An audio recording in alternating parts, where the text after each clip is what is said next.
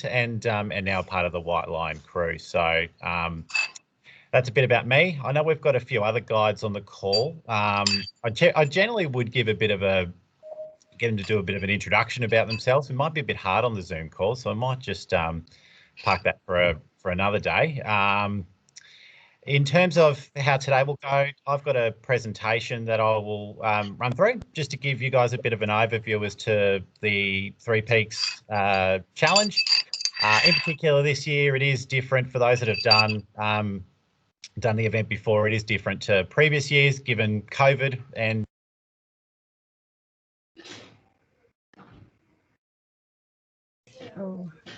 Chris, yourself on mute. You're on you guys mute. losing? Just then? Yeah, just then. There we go. All right, all good. So I don't know where I came from. So yeah, different event this year, and now we're reinvigorated and changed the event to cater for the requirements that we've got to cater for. So I'll go through that. Prior to me going through that presentation, Hang Vo, the White Lion CEO, is on the call. So what I might do, I might get Hang to give a bit of a quick introduction and a bit of an overview for White Lion, and yeah, we'll take it from there. Great, thank you, Chris. Hi everyone, great to see so many people on the call. I'm kind of gate crashing a bit because the focus really is on Chris going through the prep for the walk, but it's just too good an opportunity not to come to this. So before I speak further, I wanted to start by acknowledging the Dja Dja Wurrung people as the traditional owners and custodians of the land in which I'm calling in from, and pay my respects to elders past, present and emerging. And just want to acknowledge too that the ongoing disadvantage of colonisation on young people, and that over about 25% of young people that White Lion works with comes from an Aboriginal and Torres Strait Islander background. So it's very real in terms of that intergenerational disadvantage that Aboriginal young people face. So look, just a very quick welcome to everyone. I can see some familiar faces and lots of new ones, which is just fantastic.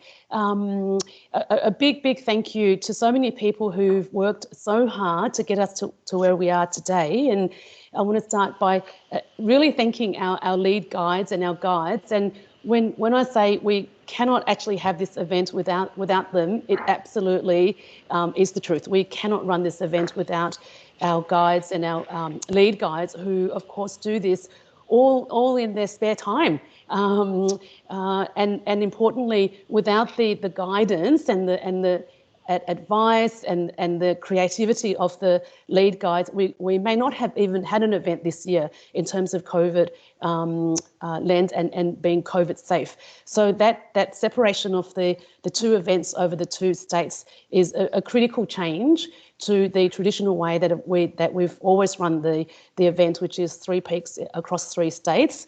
So to the guides and the lead guides in particular, to our corporates who the majority of our participants are through corporates, everything that your companies are doing to support you as walkers, to support your registration fees. For those, some of the companies are matching your donations. It's just extraordinary all around.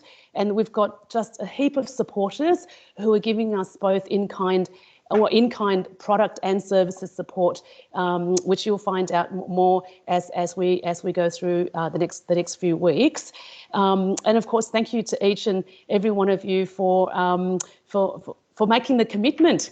I do hear of the pain every year, or the last couple of years that I've been part of White Lion, but I can assure all the newbies that that pain's forgotten about by the time you get down that last walk. So it really is extraordinary commitment, and this year I'm much closer to the preparation, spending time with our team, as well as a bit more time with Chris and Andrew to understand all of the work that goes into the prep. So just a much deeper appreciation of what everyone is contributing, giving up to make this work. So the big thing I really wanted to, I guess, give you a heads up on is that whilst we can't do the traditional three peaks in 3 states, what we do have this year is actually more time together between walks. We're really going to take this opportunity to help you to understand our work, the cause. Yes, it's a fundraiser. Yes, it's also a personal challenge in terms of what you'll be going through, or you're going through right now. But importantly, why are we all doing this, and what's the impact that we're trying to have on young people and young people at risk? So you'll hear lots more from me and our team over the course of the 3 days together. But importantly, you'll get to know young people and hear from them. So previously, we've always invited young people to join in the walks. What we're doing differently this year is inviting them to participate as part of the support crew. So in doing that, they can really say that they've got some work experience in part of events coordination and events management. So we've got position description that really sets out clearly the type of work that young people were doing as support crew. And also for those who are comfortable and confident, they'll also join us in facilitating some of the sessions where you'll really get a sense of the work that we do, and why have we chosen social positive connections and pathways to work. So why do we believe that a sense of belonging and work will transform a young person's life? That's the focus of the program side, and that's really the part that I'll be really heavily involved in over the 3 or 4 days that we're together. Once you get the walk going. So that's probably all you need to hear from me, is really to say thank you, and we really do appreciate the enormous effort, time that each of you is putting into this, both for your training, the fundraising, and I know a lot of sacrifice in terms of your personal and family time. As always, of course, our team headed by Loz, I said to Loz, I've got a new nickname for her, which is Phenomenal Loz, which is what we constantly hear from everyone who deals with her. She's just been a game changer for us in terms of leading the event and everything that comes with it. Please, of course, continue to sing out to Loz and the team, and I really look forward to spending quality time with you. We'll kind of be stuck together a bit, so lots of conversations. So hand back to Chris, and thanks for letting me come and speak for a few minutes here. No worries at all, Hang. Thank you very, very much for that. So I hope everyone found that nice and insightful as well. What I'll do, so I'll go through the presentation now. I think you'll find you're all on mute, and I'm not, which is good. I'll hopefully try and keep off mute. Yeah, I'll go through that, and then any questions that we have towards the end after the presentation, happy to field through any of those as well. Okay, another wise word of 2020 is, can you see my screen? Which should be coming up now. I think that should be up there. Right. Can you see that, Loz? Yeah, you're fine, Chris. Go. All right, great. All right, I'll make a break for it. So if I press that button. All right, all good. We can still see. Okay. So in terms of the event, so we've gone through I guess the bit of a content here. White Lion, who are we and what we do. So thank you to Hang for giving that descriptor there. We'll go through a bit of an event overview and talk about the mountains. As I've said, they are different this year to previous years, given COVID and having to manage that. We'll give you a bit of a guide as to expectations as well, and the event team, a bit more about gear, and those that have been coming to the training hikes as well would now have a bit of an understanding as to the gear and what's required. And we'll also go through food and the fundraising side of things, training, further emphasis on that, and then a bit of other stuff as well. So as I said, we'll wrap up with a Q&A at the end.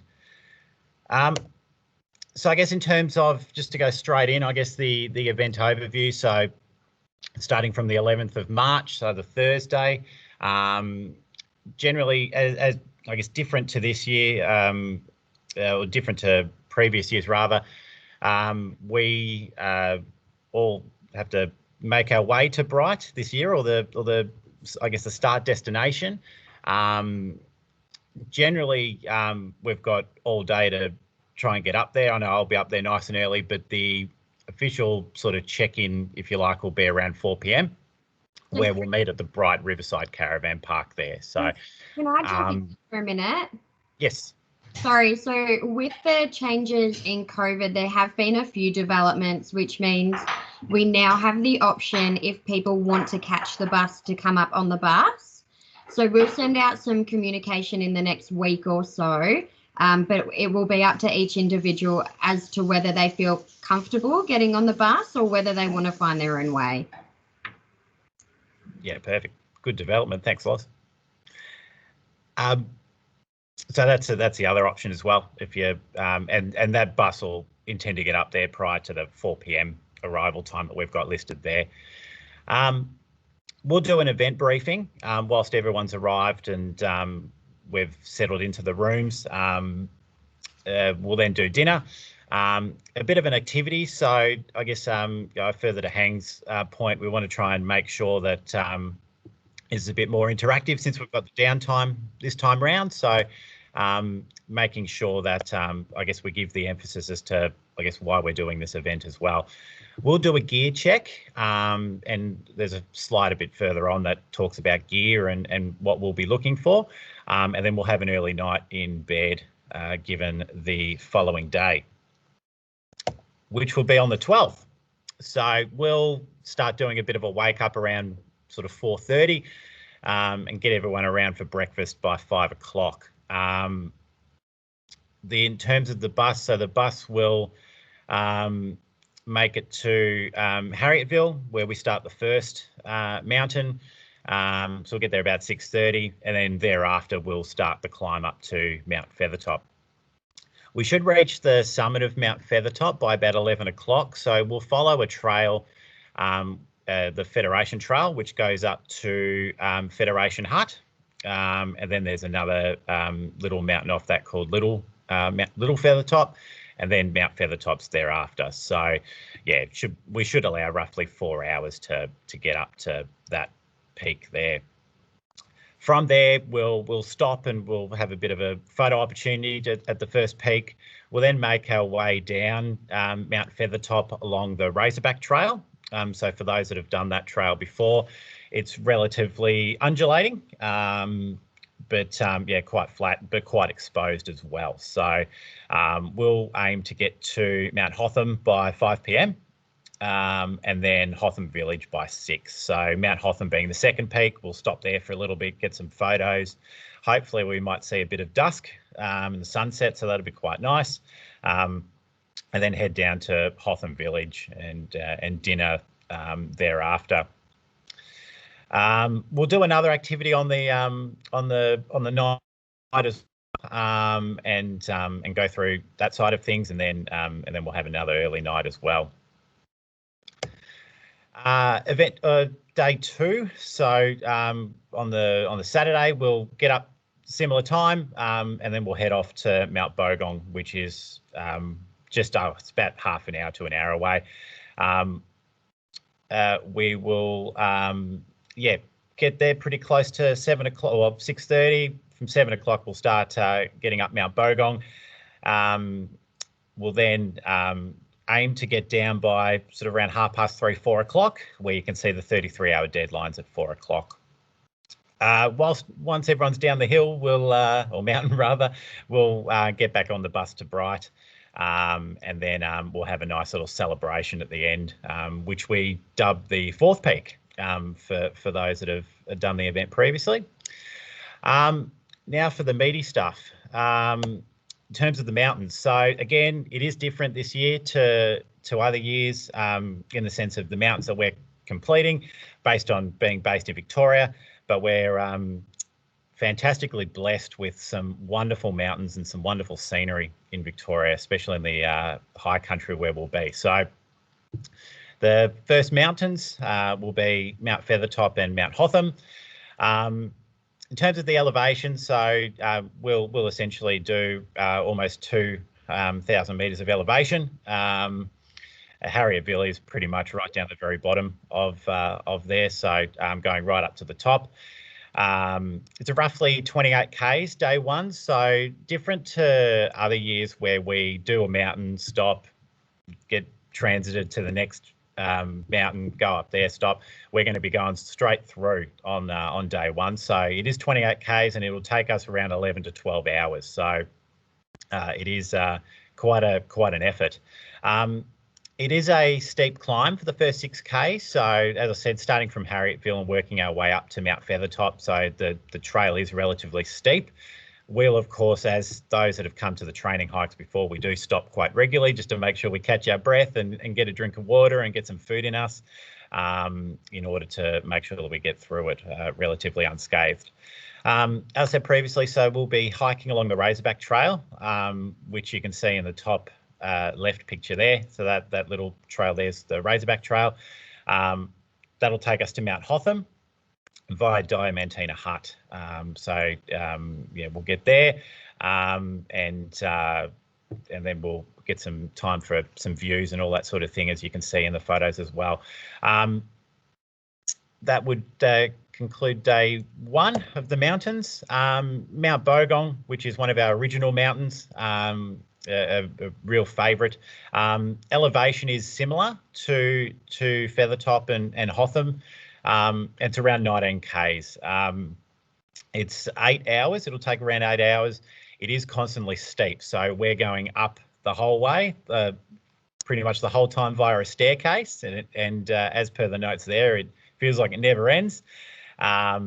And then once we get to around halfway, there's a hut. We'll stop there, regroup, and then keep going up to the top of Mount Bogong. So it is quite dense vegetation cover, but then the summit is quite exposed. You can see in some of those photos there, in particular the bottom middle ones. So that's typically what we'll be expecting. The photo up top is worth every step, of course, as well. So yeah, if we get some nice weather, yeah, we'll definitely get some beautiful views on the event. In terms of the next point, I guess that brings to the next slide here. So the weather conditions can change. So those that have done a lot of mountain hiking or have been hiking previously know that the weather changes quite rapidly and can go from spectacular to soul destroying. So you can see in the photos there some of the differences where we've climbed up summits. 2014, 2015, so they're completely different ones. So we prepare for the worst in the event that we've overcated, which is good. So we'll experience stages of mental and physical fatigue. And varying degrees of discomfort and comfort as well. Of course, during this whole event, we'll make sure you're safe and well supported. We've got a number of guides that'll be on the event and nicely spaced out. So those that have come to the training hikes already would know, how well supported those guides will make you feel, even on a training hike. So, yeah. Part of our main objective to get you through. You'll be inspired to keep going. It's one of those events that motivates you to keep on moving and do it for the greater good, and of course being connected to nature and each other as well. Quite important. In terms of the event team, so as Hank said, there's a lot of people that make up the event and what it is. So I guess in the 4 categories there, we've got the White Line event staff. So, of course, they are responsible for the safe and successful delivery of the event. The support crew, so they'll be the ones on the ground, making sure that we've got all the food and water and pats on the back and assistance that we need in order to get through the event. Guides, of course, led by myself in Victoria and Chris in New South Wales. And our team of guides, we will, of course, ensure your safety and support through the hikes, and we'll make sure you take all the right trails, both up and down the mountains. definitely make sure you come back the same as you came out. So that'll be important, and the bus drivers as well. So even though it is a bit different this year, they still play a very important role for us in terms of getting us from Bright to each of the mountains and back safely. And those in the that have done the event previously would appreciate that we're not sleeping on these buses this year as well. In terms of the event, so of course, all of the event team, the main objective for us is the safety of the event and making sure that that is our highest priority. So all guides and support crew are first aid accredited and can assist in the basic requirements of injury management. Us all guides, we have first aid kits and the emergency contact details of each of you. In the hopefully unlikely event that we need it, we've got it there. The group management, so I guess the previous parties I've mentioned, enables the guides to go offline from the group in the event that a participant needs assistance or has to come off the mountain early. So we've got that capability as well.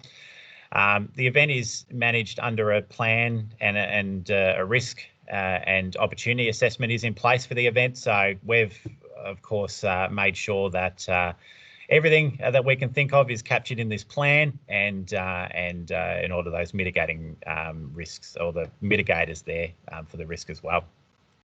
Emergency services are notified of the event as well, so all the parks departments and all that sort of thing as well. They know that we're going to be there, so that'll be an extra support as well.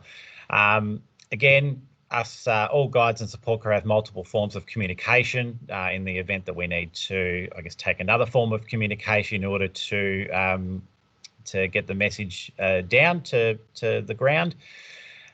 We've got that capability as well. I guess importantly as well, so all the guides and support crew all have years of experience in hosting and managing the event. It's not our first rodeo. We've pretty much seen most of what there is to see on these events. So yeah, we're well experienced to be able to make sure again that everyone comes down safely and is back to Bright in a good state.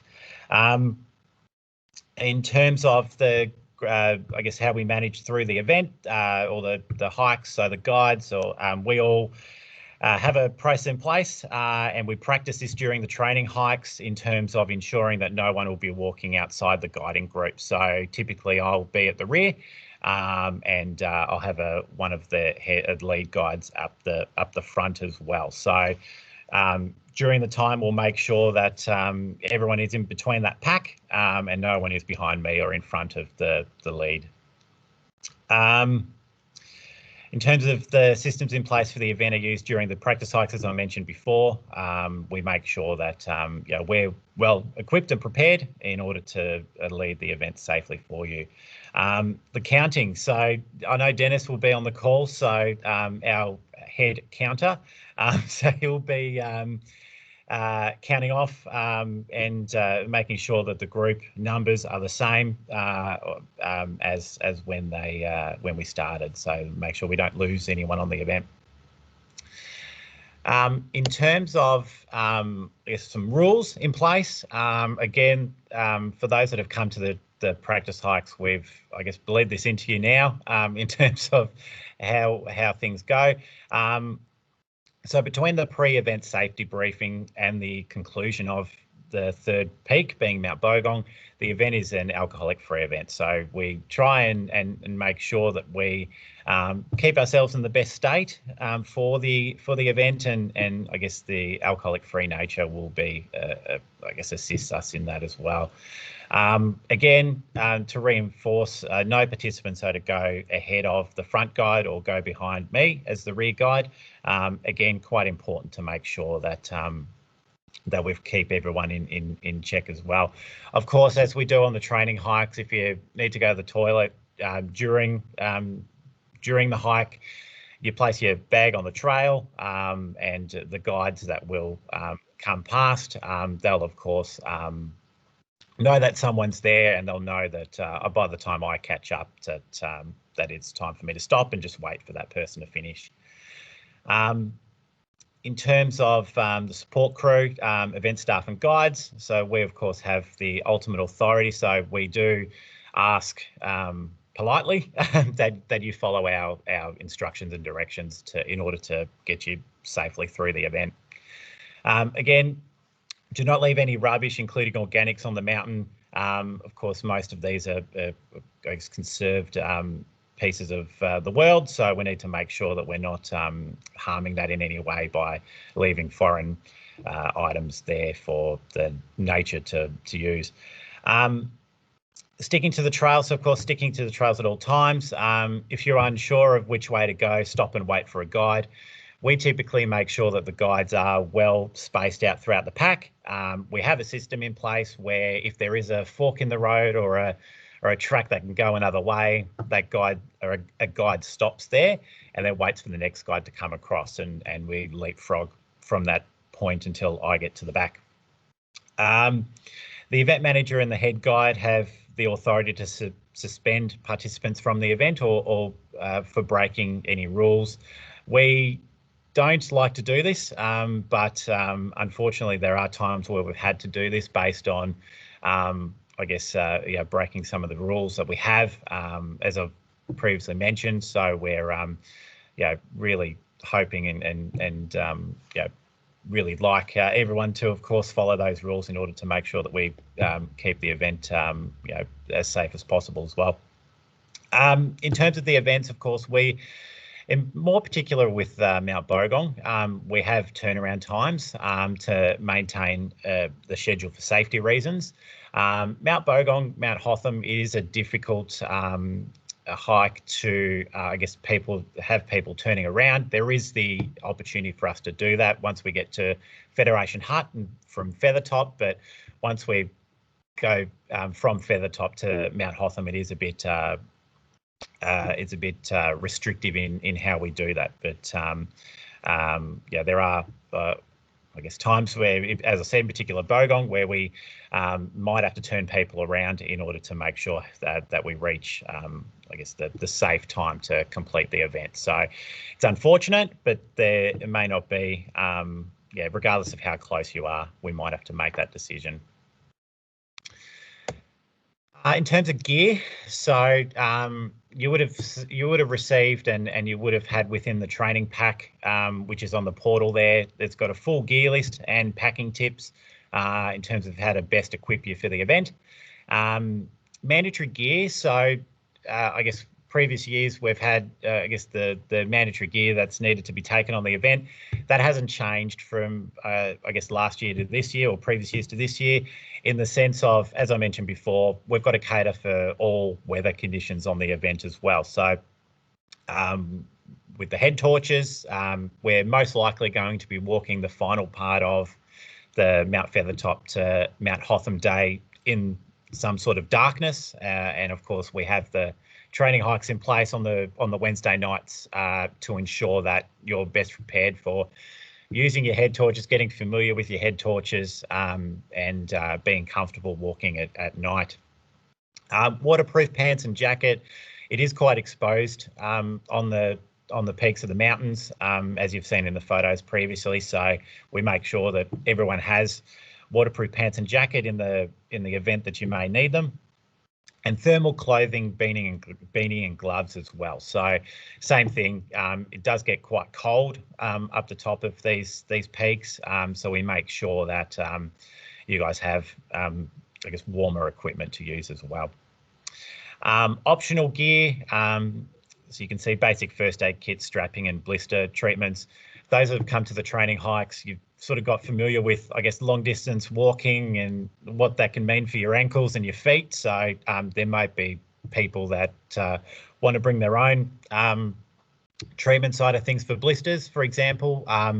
As I said, we've all got first aid kits and blister packs as well. So if you need our assistance for that, of course, don't hesitate to ask. And walking poles as well. So some of you during the training hikes have had walking poles. Some people prefer not to have walking poles. It is a personal preference. Me personally, I don't use them a great deal, only when it's quite steep, and sometimes tired when I'm a bit fatigued in order to keep a rhythm going. So there's, I guess, if you've been on the training hikes, you're sort of understanding what your body does in terms of these things. So of course the walking poles may help you in that situation as well. In terms of gear, I guess in terms of purchasing gear, so I've been bleeding on about this in the training hikes, I'll admit, but hiking boots. So making sure that you run these in as soon as you possibly can. We, of course, do 40 to 50 Ks of training a week during the training hikes. However, you do really need to get at least 150 Ks of wearing in your boots prior to the event.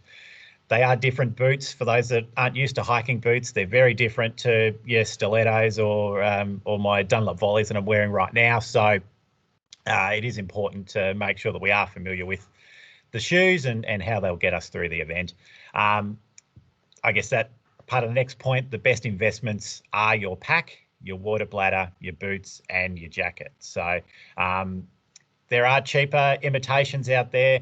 They're usually the shitter imitations as well. So, sometimes you just can't escape quality in order to make sure that you're comfortable as possible on the mountains.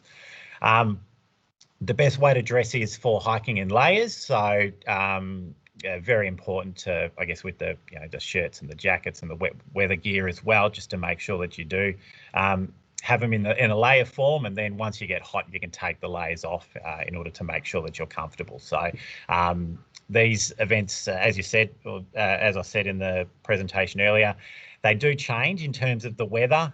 So it is important to make sure that we do have those layers with us to cater for those types of scenarios as well. Cotton. So cotton is not good material to hike in. So you can see there even shirts, undies and socks. Breathable, wickable materials like bamboo and wool are excellent. However, note that wool is not waterproof. So ideally don't buy woolen gloves. For me, the best gloves, if we look at that as an example, to have, I have ski gloves, and I've got pretty big ones, so I can fit my big hands in, and I've got a bit of room to move around in as well. So they're my comfort, and again, it's more how you guys are comfortable as well. Take advantage of sales. We had Boxing Day sales recently, and if you registered prior to sort of around that Christmas time, of course, taking advantage of Boxing Day and all that as well. In terms of other places as well, I should have a job at Decathlon as well. I spend a lot of time there and get all my stuff from Decathlon. So they're quite a good place to go as well to get your gear. And there's others, of course, like MacPack and Anaconda and Kathmandu and all those that are really good as well. So yeah, take advantage of the sales where you can. Also helps as well to mention that you're doing a charity event. Spruik it as much as you can, because there are some stores out there that will give you some better discounts as well. So definitely take advantage of that if you're a bit of a spruiker. Online as well is also great to buy more disposable items. So even like waterproof pants and all that sort of thing, they're also pretty good to get from there as well. Just don't get the Bunnings paint pants for $5, because they're not very breathable there. So I learnt from my previous years, not a very good choice. So maybe don't go that disposable. I know some people have been asking questions during the training hikes in terms of, I guess, what the minimum size for items would be. Here's a bit of a guide. So with your pack, you're generally looking at around 45 to 60 litres. I've been talking to people during the training hikes that have, I guess, slightly smaller than that. That's okay. It's more just making sure that you've got a bag that's big enough in order to put the items that we've listed previously. So, of course, your layers that you're going to be taking off during the event, food, water, all those other creature comforts as well. So if you can fit it in, that's great. But generally those sizes are more than adequate in order to get you through the event. Water bladder, so 2 litres plus. So of course we'll make sure that there's plenty of water in the event. So we ask that everyone takes as much water as they feel they require in order to get through. in the next slide, I'll talk about the food side of things as well. But I guess generally, you're looking at 4 to 5, even 6 litres of water per mountain. So if you know yourself and you know how much you drink, I'm a bit of a camel myself, but those out there that drink a bit more, just make sure you're catering for that as well. And in terms of the head torch, so 200 lumens plus, so no need to have it bright enough to light up the MCG on a Friday night, but enough that'll get you through being able to see quite comfortably throughout dusk if necessary as well. Food. So as I mentioned, so the support crew, they will restock us with everything we need prior to setting off the mountain. So there'll be fruit, there'll be trail mix and scroggin. So for those that don't know what scroggin is, there's a bit of a descriptor there. There'll be water, and we've got a new sponsor that will provide energy tablets this year as well. So that's a great addition, better than the Gatorade that we've had previously. And sandwiches and wraps and all that sort of thing as well. I guess with the day one, as you saw, we're doing 2 mountains, 28 Ks, so we'll be packing plenty of food for us to do that event safely as well. So again, just make sure we've got plenty of food to get us through up to the top of Hotham. In terms of other things, so I guess whilst you're hiking and getting used to getting out there for a long period of time, there might be food that you enjoy more than I guess the chocolate and sweets and the scroggin side of things. So for me, I'm a bit of a beef jerky man myself. So I guess if that's your preference, yeah, bring that along as well. Whatever works for you. In terms of breakfast, so breakfast will be provided the morning prior to each hike at the accommodation. In terms of the lunch, as I said, we need to take that with us on day one for us to eat during the break time there. And then dinners, of course, will be provided on nights prior to each hike, not included on a Saturday night on the celebratory side of things. That'll be at our own cost as well. From a food side of things, unless you really want or need to, there'll be no requirement for you to bring your own food with you. There'll be plenty throughout the event, as I said previously as well. Again, please be specific when specifying your dietary requirements. So there are, I guess, dietary requirements that a lot of people have, and they are quite varied. So just make sure that you let us know. If you haven't already, it should have been within the pack that you would have filled out prior to signing up with us. So just make sure you've got all that ready to go as well. And the special requirements, of course, will be issued prior to each hike.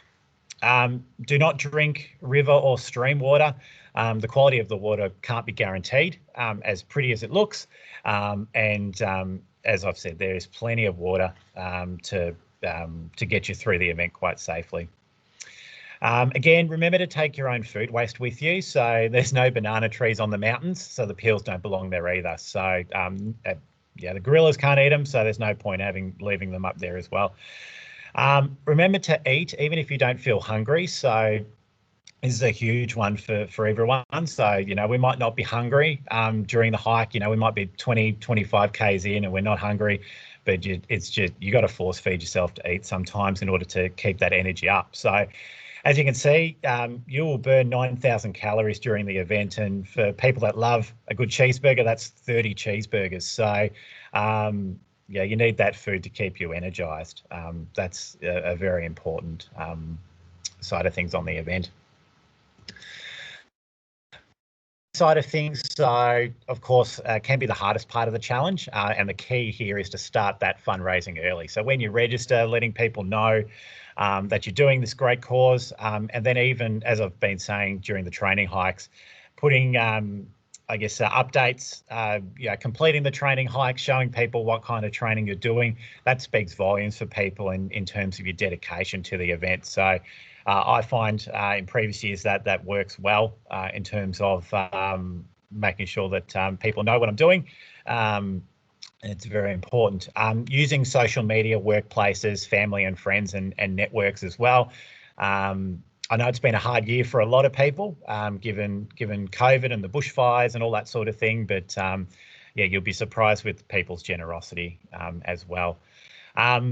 Previous years, we've also had some really good success with some people hosting different types of fundraising efforts. So doing raffles, doing trivia nights, bake sales, even car washes as well. I know after the hikes, my car always needs a good wash, so they come in handy. And all the other types of things you can think of. So yeah, no. Nothing's too non-creative for this. Yeah, really use your creative powers in order to fundraise the minimum target, of course, because that is what's needed prior to departing for the challenge as well. You'll also find, and I find during the event as well, when we're hiking along, we're at each peak, taking photos during that and giving an update to our supporters. That really does help, and you'll notice the money keeps rolling in as well. Which is really good. In terms of the training side of things, so Three Peaks is a physical, mental and emotional challenge. Muscle fatigue, fitness, rest and weather conditions will also play a role in this, in being able to complete the event. Uphill is hard. For those that have, I guess, come to the hike so far, they'll know that uphill is hard, but downhill can be all the hell harder as well. So yeah, quite important to keep that in mind as well. In terms of the mandatory training, so we've got 21 training hikes, which is a bit scary this year, and 3 are mandatory. So you need to come to 3 as a minimum in order to be able to come to the event. But as I've been saying to everyone, complete as many training hikes as you can. They help you in order to prepare you for the event. As I said, you need to get quite a bit of distance in your feet and your shoes in order to be comfortable. So the more training hikes you do, you can do, the better. And of course, completing further training above and beyond the practice hikes as scheduled would be good stead. There'll be people that live in sort of other areas with quite a few hills and all that sort of thing. I live near a football oval and I love running up and down the stairs for about an hour. So, whatever works for you, again, in order to get you, I guess, further prepared, the better. And of course, core strength is as important as cardiovascular fitness as well. So, again, train your feet and listen to them is quite important. Very good. In terms of information, so yes, Lauren, of course, making sure that you guys are well communicated throughout the event. You've got emails, you've got WhatsApp messages in the Facebook group as well. So there's multiple forums that we communicate with you on. So make sure that you do, I guess, get involved and get registered to as many of those as you can. So we've got the WhatsApp group, the 2021 Three Peaks Vic group. We've got the White Line Three Peaks Challenge Facebook page 2021 as well. So yeah, that's open for people as well. And of course, a White Line and other volunteers can also contact you via phone prior to the event. So there's, as I said, multiple forums that we'll communicate with you on. Cool. All right. I've talked a lot, and I hope that's been good. I guess a good summary for you in terms of expectations. These slides will, of course, be available to you after the information session. I think in terms of Loz, we've got a bit of time for questions, I guess. So it might be worth. I know it's a bit different on the old team side of things, but does anyone have any questions they would like to ask while we've got a bit of time? If you don't feel comfortable talking, write them in the chat and I'll read them out. Yeah, absolutely. Yeah. I'll kick it off. Thanks, Wade. Hi guys. Hey, there's a couple chatting on the hike yesterday. Do we bring another bag for everything else that we sleep with, or do we expect it to carry everything that we're going to have for the 3 days in our backpack? No, so we will be based at Bright, and we'll have access to Bright, of course, throughout the event. So for the day one. The requirement will be to pack with you what'll get you through that event. So generally, I don't change a great deal of my wardrobe whilst I'm on the mountain, especially at day one. Maybe a comfier shirt or something like that, or a change of shirt if you're a bit of a sweater. That might be what you might want to take. But generally, you get through it relatively well with the same kit you have on during that time. I'll ask a question. So today, you put up the video about the pack, which I've watched in previous years. It's very handy. But there's a couple of people in our group that aren't on Facebook. Is it possible to get sent or get it uploaded? Yeah, absolutely. What we might do, Loz, we might just pop that in the email for when we do the training hikes for this week. Maybe we put the link to that. Yeah, there'll be a link for tonight's one and the New South Wales one. Okay, good. And the other thing was, I noticed you said something about lunch for day one would be carried, but what about day two? So day two, we generally, I guess, take it with us, but then we also have a barbecue at the end as well. So there'll be food at the end of the hike, where there has been previous years. Okay.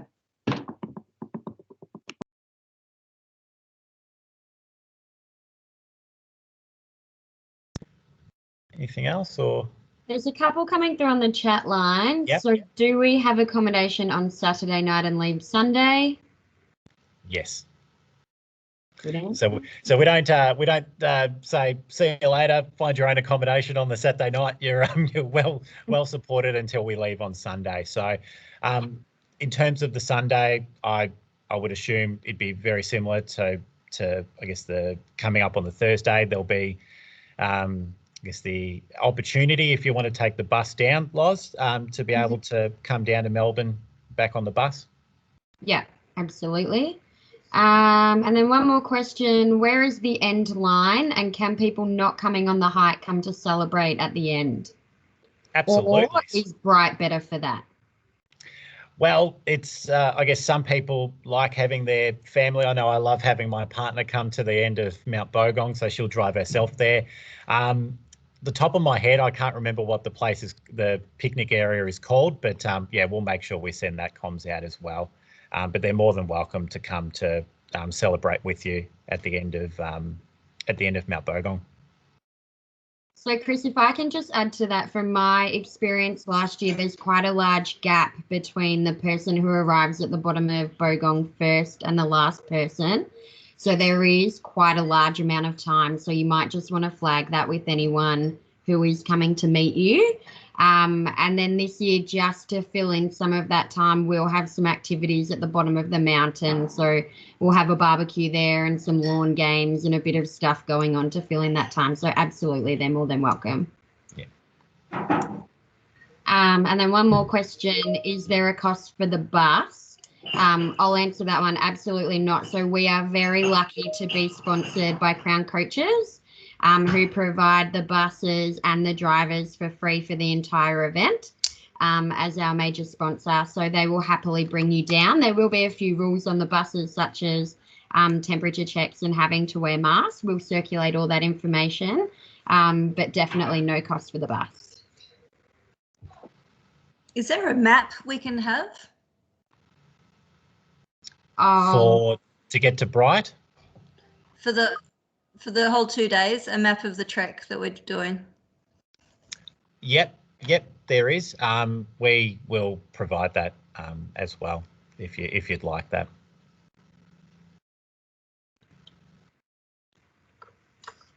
And then one more, what time does the bus leave on Sunday? We haven't locked that in yet, but in previous years it's been at about 10 a.m. Yeah. Chris, I might just jump into the last question. Sorry, mate. No, go for it, mate. I might just jump into that last question. So we can provide a course map of the event, but we've also got those tracked as GPX files. So if you're a Strava user or a Garmin user, we can send you the GPX files as well, so you can track them electronically. Okay, cool. Thanks, Andrew. Cheers.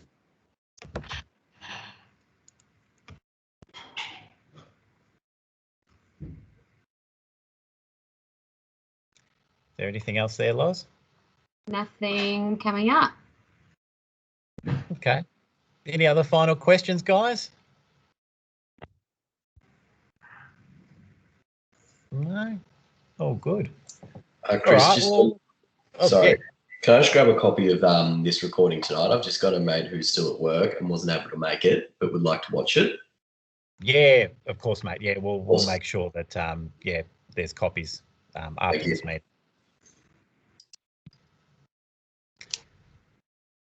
Great. All right. Well, if that's all the questions, thank you so much for taking the time out of your evenings to spend with us to go through, I guess, the event.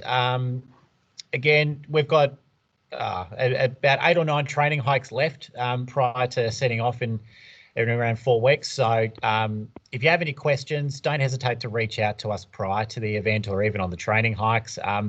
No question is a silly question. We welcome any question that you have in order to, again, better equip you for the event. So Chris, one more. Can you just talk about phone reception on each of the mountains? Yep, it depends on provider. I generally find I'm not too bad with reception. More when you're getting towards Mount Hotham. Some parts of between Harrietville and Mount Feathertop can be a bit dicey with phone reception. But as I said, the further you move towards Hotham Village, they've got a fairly big mobile tower there, so that can accommodate. And Bogong as well.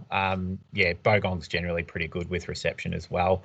Albeit there's a bit of a dead spot from the where our sort of starting point or finish point is at Bogong to the mountain. But yeah, most times you've got some form of communication.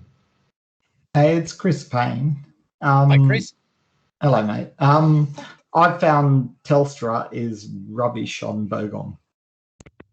I've had no reception from them, so you're right. It depends on provider. I've changed provider since, but me too. It's totally dependent on provider. Yeah.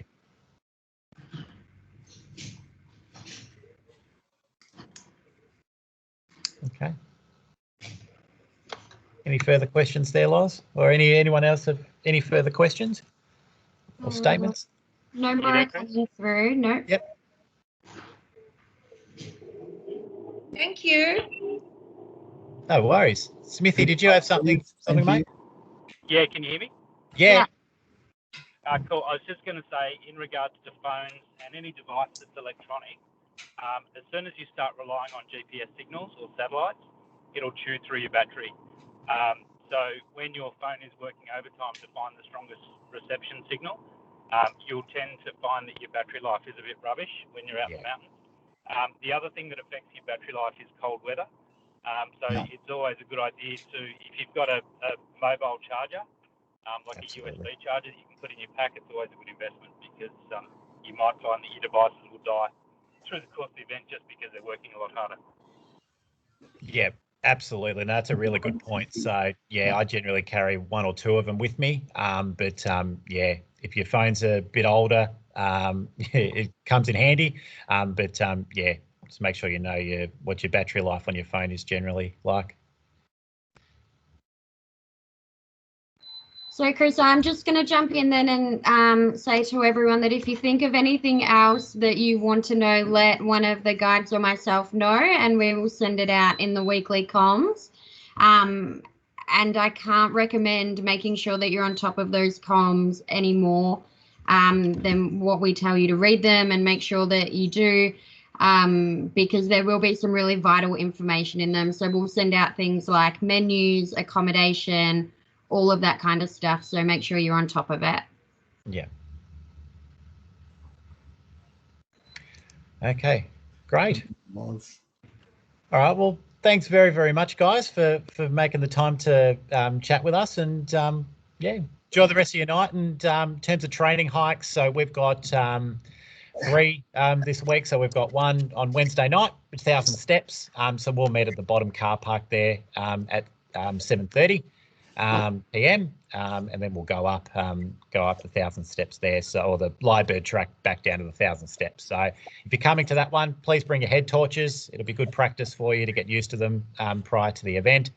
Saturday we've got Mount Macedon. So for those that did Sunday's hike, it's the same one. So yeah, feel free to come along there. And Werribee Gorge on Sunday. So yeah, if you can make those, please do. Yeah, we look forward to seeing you there. Thank you very much, guys. Thanks, guys.